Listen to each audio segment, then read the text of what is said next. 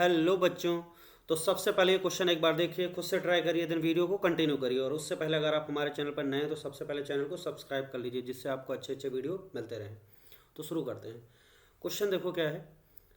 तो correct match आप column 1 with column 2। तो पहले कॉलम में देखो कुछ फंक्शन लिखे हुए हैं। क्या लिखा हुआ है देखो, पहला पार्ट पढ़ते हैं। Number of integral values of x in the domain of F x. और एफ एक्स जो लिखा हुआ है लॉग बेस में ई है, फिर उसके इनपुट में लॉग है, उसका बेस ई है, फिर लॉग है, उसके इनपुट में उसका बेस 2 है, फिर से क्या है लॉग है, उसका इनपुट बेस क्या है ई है, और उसके इनपुट में 3 एक्स - एक्स स्क्वायर बाई 2 है। अगला बी पार्ट का डोमेन ऑफ एफ एक्स। तो इसका डोमेन दिया हुआ है ए से A, 0 यूनियन 0, B है ना। तो ये दे रखा है, तो आपको इसका डोमेन निकालना पड़ेगा, तभी आप ए बी पहचान पाओगे और फिर आप इसके एक्सप्रेशन की वैल्यू निकाल सकते हो। 64 AB डिवाइड बाई पाई के मॉड की वैल्यू निकाल पाओगे। सी पार्ट में क्या है, domain of definition of function y x given by क्या है वाई 2 की पावर x² - 4x + 2 की पावर y = 32 इस पी क्यू। इसका भी दे रखा है लेकिन कोई फ़ायदा नहीं, आपको निकालना पड़ेगा, तभी आप पी और क्यू पता कर पाओगे। फिर पी प्लस क्यू की वैल्यू पूछी गई। Number of integral values of x in the domain of F x 22 - x c x - 4 + 22 sorry 2x - 12 p 15 - x है। तो यहाँ पे जो सी है और पी है वो क्या है, एन सी आर और एन पी आर वाला, ठीक है, परमुटेशन कॉम्बिनेशन में, ठीक। तो सी कॉम्बिनेशन है, पी फॉर परमुटेशन के लिए, तो एन सी आर और एन पी आर वाली प्रॉपर्टी यहाँ पे लगेगी। तो चलो शुरू करते हैं, एक एक पार्ट करते हैं हम लोग। तो देखो पहला पार्ट क्या है, number of integral values of x in the domain of F x.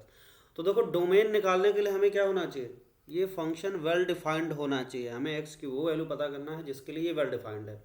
शुरुआत करेंगे हम लोग यहाँ से। सबसे पहले लॉग समथिंग है, तो देखो लॉग समथिंग मतलब ये पूरी चीज, इसको ध्यान से देखो। तो लॉग के इनपुट में ये है पूरा कार्यक्रम, है ना।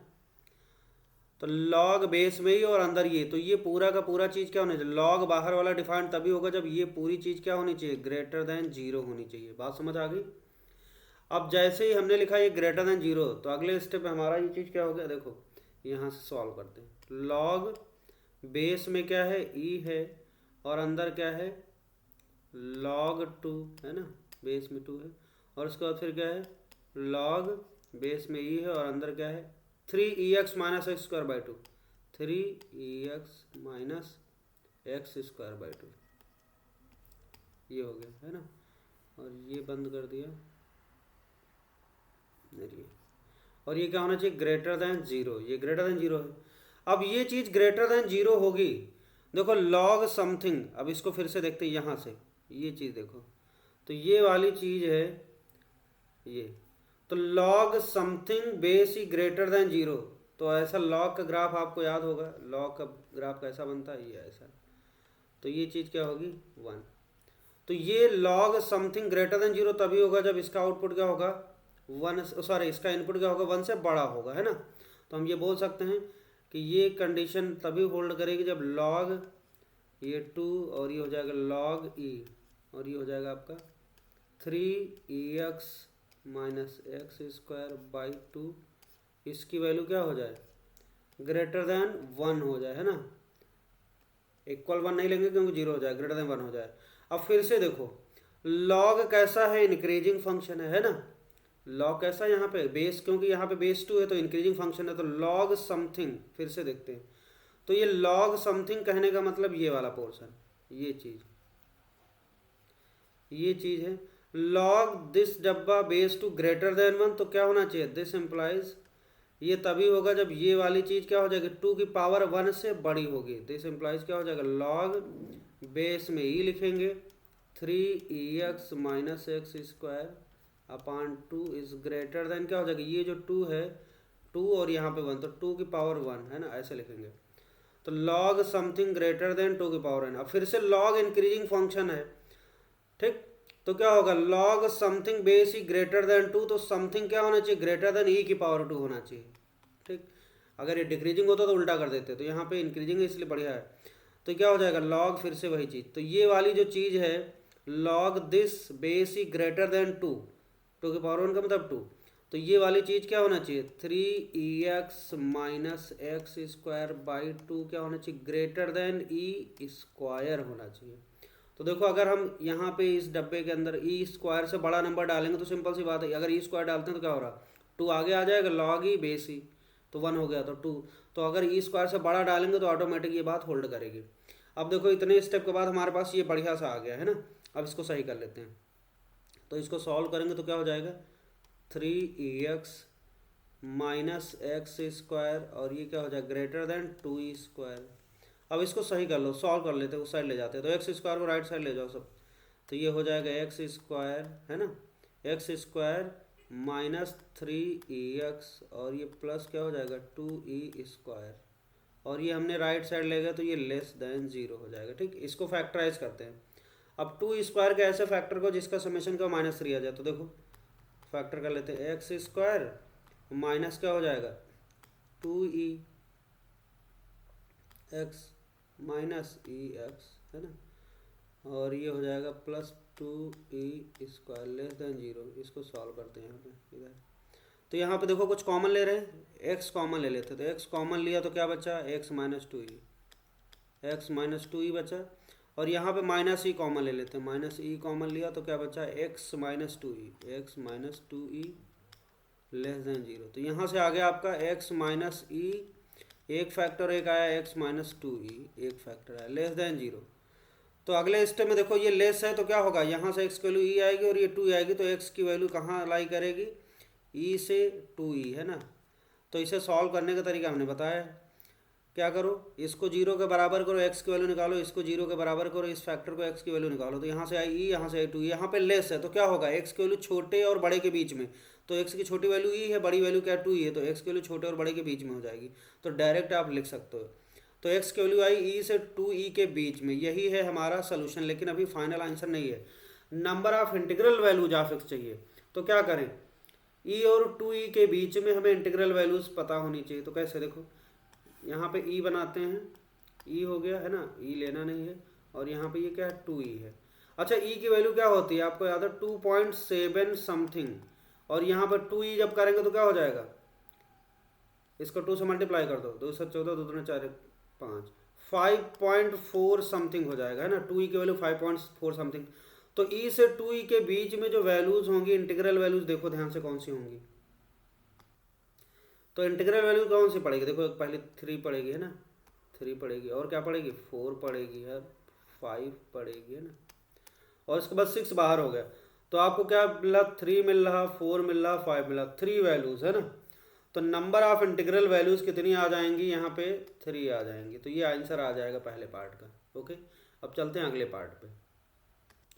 अगला पार्ट क्या था, डोमेन ऑफ एफ एक्स, इसका निकालना है, और ये है ए से ये लिखा हुआ है। तो देखो यहाँ पे 3 फंक्शन का कॉम्बिनेशन है, समेशन है, देखो ऊपर एक फंक्शन है कि प्लस समथिंग और प्लस डिवाइड बाय नीचे कुछ एक है। तो देखो तीनों का हम लोग डोमेन निकालेंगे, उनका इंटरसेक्शन करना होगा। ठीक है, हर एक टर्म क्या होना चाहिए, डिफाइंड होना चाहिए। तो सबसे पहले तो आसानी से दिख रहा है आपको साइन इनवर्स 8/πx, ये वाला चीज़ साइन इनवर्स x डिफाइंड कब होता है, जब ये वाली चीज़ क्या हो जाए 8/π और इंटू एक्स, इसकी वैल्यू -1 से 1 के बीच होनी चाहिए, तभी ये साइन इनवर्स डिफाइंड होगा। अब क्या करो, इसमें 8/π तो π/8 से मल्टीप्लाई कर दो हर एक टर्म में।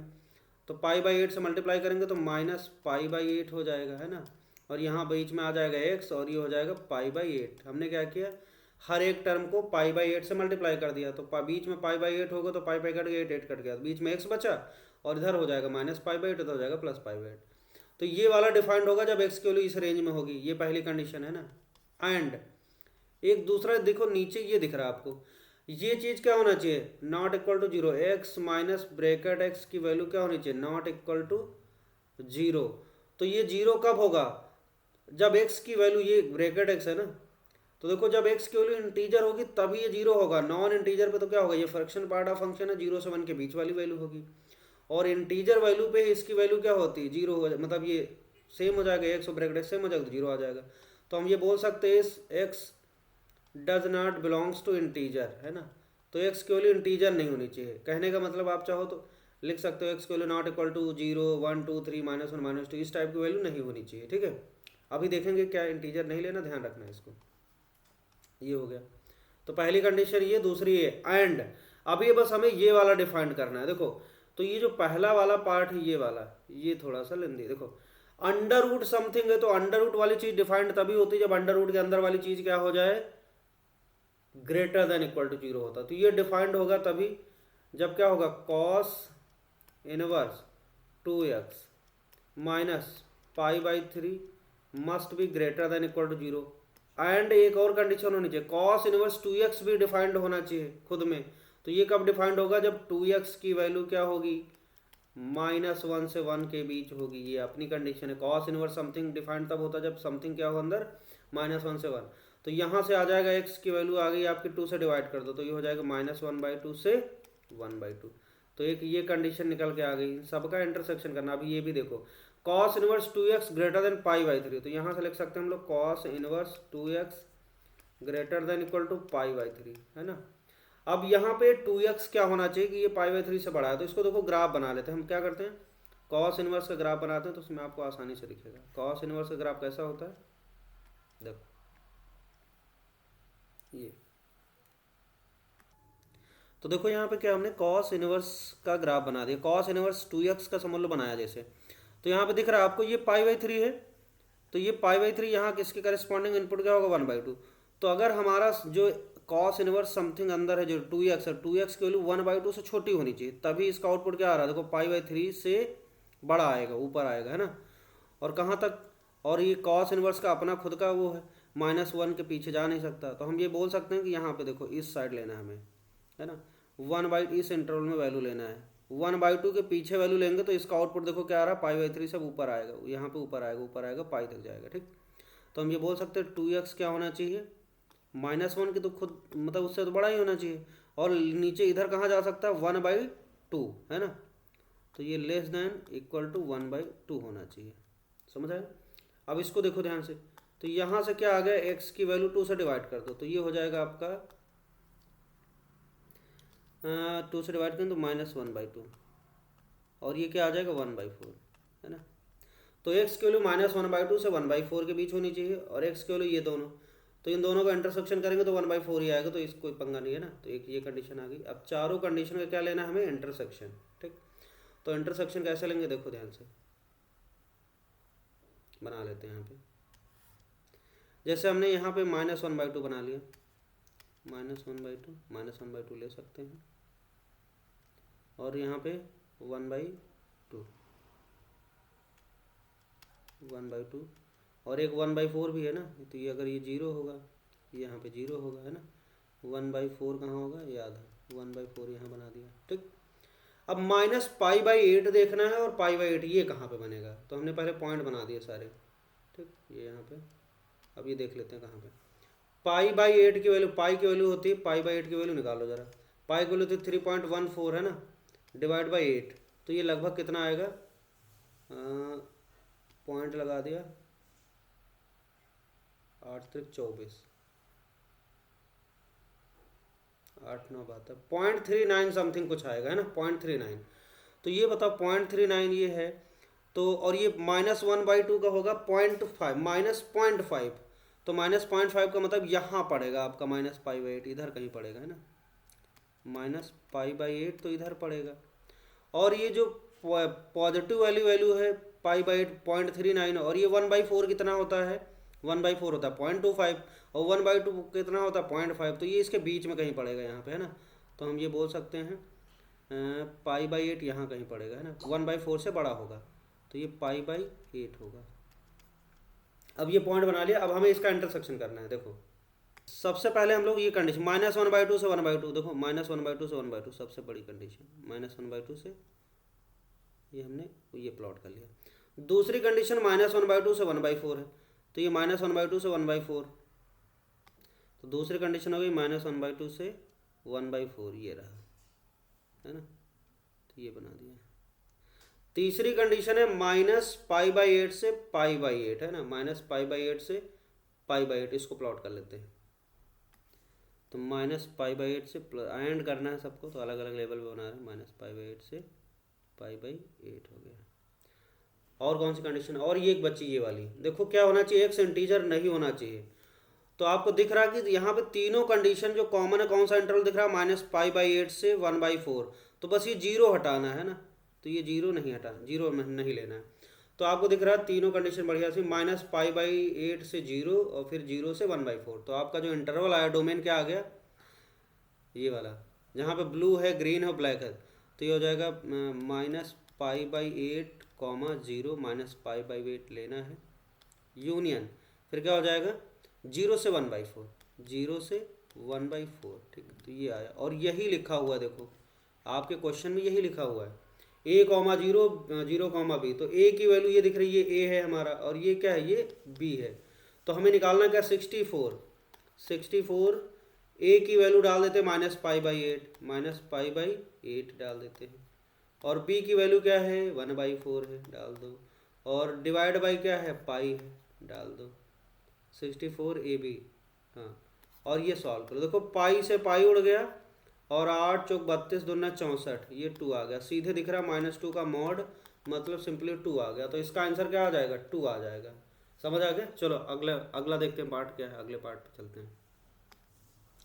तो अगले पार्ट में domain of definition of function y x given by, यहाँ पे इम्प्लिसिट फंक्शन दिया गया है ना, इसको पहले निकालना पड़ेगा, वाई जो फंक्शन ऑफ एक्स निकाल लेते हैं। तो क्या करते हैं, देखो 2 की पावर क्या है, x² - 4x है ना, और +2 की पावर y है, इक्वल टू क्या है, 32 है। तो इसको आप ऐसे लिखो, 2 की पावर y को रोक लो, तो 32 माइनस कितना हो जाएगा, 2 की पावर x² - 4x है ना, ये हो गया।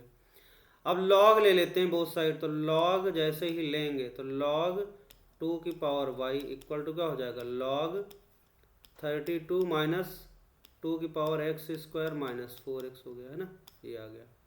अब देखो यहाँ पे y आगे आ जाएगा, तो y log 2 इक्वल टू क्या हो जाएगा, log 32 माइनस 2 की पावर x² - 4x है ना, ये हो गया। क्लियर। तो y की वैल्यू क्या आ जाएगी, इसको log को नीचे भेज दो, log 2 को, तो ये हो जाएगा log 2 नीचे जाएगा, तो इसको बेस में लिख सकते हैं ऐसे 2, तो ये हो जाएगा 32, log की प्रॉपर्टी आपको पता है, x² - 4x, ये हो गया है ना, तो ये हो गया। अब देखो y जो फंक्शन ऑफ x एक्सप्रेस कर लिया, अब ये log बेस में 2 आया समथिंग, अब log इसका डिफाइंड होना चाहिए ना। तो log डिफाइंड कब होता है, जब log का इनपुट ये वाली चीज़ क्या होनी चाहिए, ग्रेटर देन 0 है ना। तो हम लोग क्या करेंगे, इसको ग्रेटर देन 0 करा देंगे, 32 माइनस 2 की power x² - 4x greater than 0, तभी ये log डिफाइंड होगा है ना। डोमेन निकालेंगे, हमें डिफाइन करना पड़ेगा। अब क्या करते हैं, इसको 2 को उधर ले जाते हैं, तो हो जाएगा 2 की पावर x² - 4x, और ये हो जाएगा आपका लेस देन 32, ऐसा लिख सकते हैं। तो 2 की power x² - 4x less than 32 को लिखो 2 की पावर 5 है ना, देखो 2 की पावर 5 लिख सकते हैं। अब बेस क्या है, 1 से बड़ा वाला है, तो 2 की power something is less then 2 की पावर समथिंग, तो ये वाला समथिंग लेस देन इससे होना चाहिए। दिस इम्प्लाइज क्या होगा, x² - 4x लेस देन 5 होना चाहिए है ना, तभी ये बात होल्ड करेगी। तो ये हो जाएगा x² - 4x माइनस क्या हो जाएगा 5 लेस देन 0, इसको फैक्टराइज कर लो है ना। तो ये हो जाएगा x², ये हो जाएगा आपका 5x + x -5 less than 0, common ले लेते हैं x -5 आया, और यहाँ पे कॉमन ले लेते हैं 1, तो x -5 आ गया लेस देन 0। तो यहाँ से आ जाएगा x + 1, और दूसरा फैक्टर आएगा x -5 लेस देन 0। तो यहाँ से अगले स्टेप में आ गया x की वैल्यू क्या, फिर से वही कहानी, x + 1 को 0 करो, x की वैल्यू -1 आई, और यहाँ पे x -5 को 0 के बराबर किया, x की वैल्यू 5 आ गई। यहाँ पे लेस है, तो छोटे और बड़े नंबर के बीच में होगा x, तो -1 से कहाँ होगा, 5 के बीच में होगा। तो देखो आपका जो x की वैल्यू आ गई, क्या आ गई, -1 से 5, इसको ब्रैकेट में ऐसे लिखेंगे, -1 से 5 ऐसे लिख दिया, ओपन इंटरवल। और यही क्या है, ये हमारा p है, और ये क्या है, q है। तो आपसे पूछा क्या गया, p + q, तो p + q की वैल्यू पूछी गई है, तो ये हो जाएगा p + q -1 + 5 दैट इज 4 आ गया। तो इसका आंसर क्या आ जाएगा, 4 आ जाएगा। समझ आ गया। चलो अगले पार्ट पे चलते हैं। अगला पार्ट देखोगे, number of integral values of x in the domain of this function F x. तो देखो आपको पहले ये देखना है कि जो NCR और NPR, sorry NPR, permutation combination वाला है ना।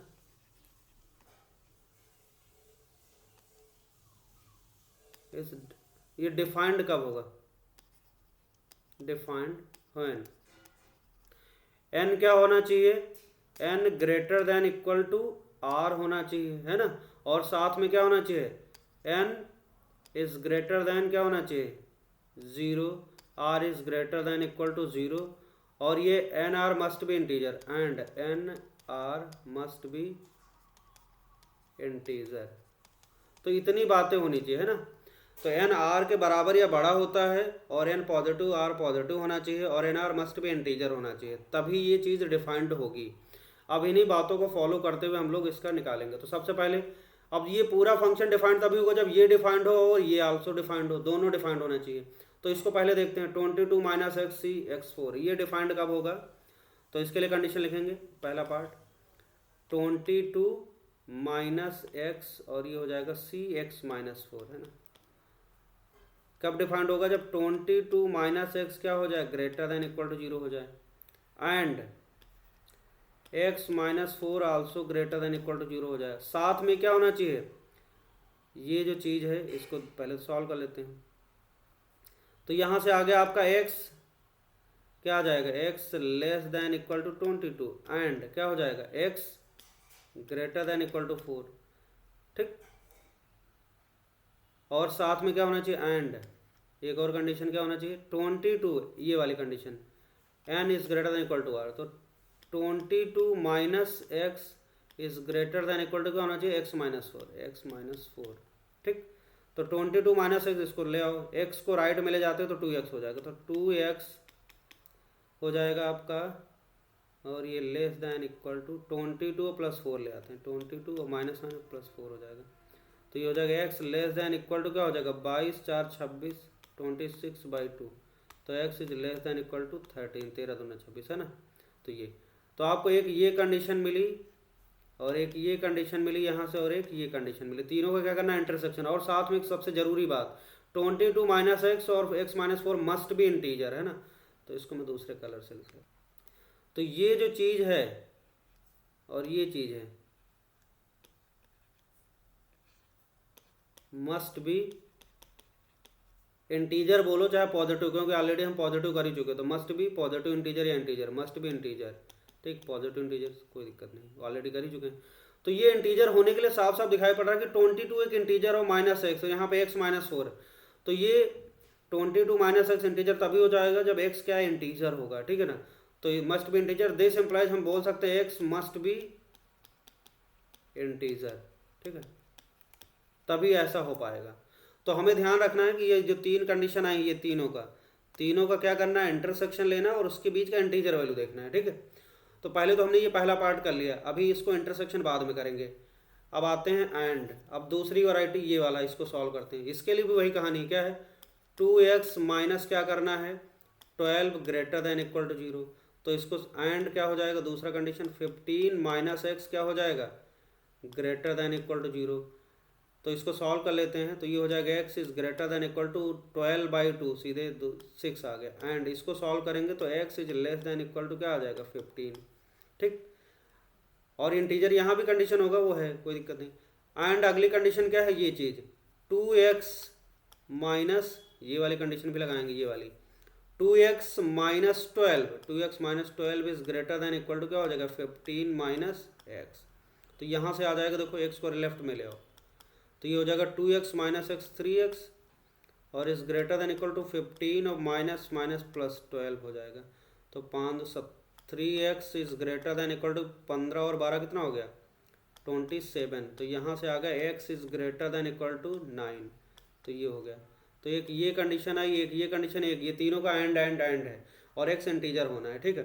तो क्या करते हैं, सबका इंटरसेक्शन लेना है। तो इंटरसेक्शन लेने के लिए सबसे बढ़िया से हम नंबर लाइन बना देते हैं ना।